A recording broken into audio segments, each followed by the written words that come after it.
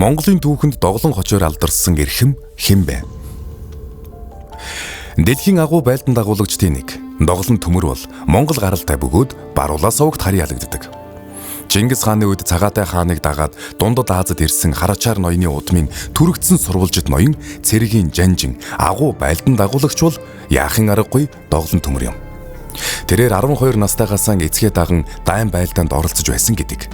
Тэр Маверен наахарт өөрийн улсыг байгуулсан ч угсаа гарлын хувьд Алтан ургийн язгууртан биш учраас Өгөөдөө хааны угсааны язгууртнуудыг хаанаар өргөмжилж өөрөө эмир цолтойгоор төрийн эрхийг барьж байв.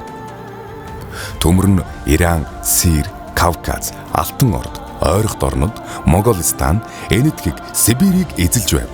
1405 онд төмөр Мин улсыг дайлахаар явж байхдаа Отраар хотод нас уржээ. Тэрээр доголон хүн байснаас түүхэнд доголон төмөр гэж алдарсан байна. Монгол хаан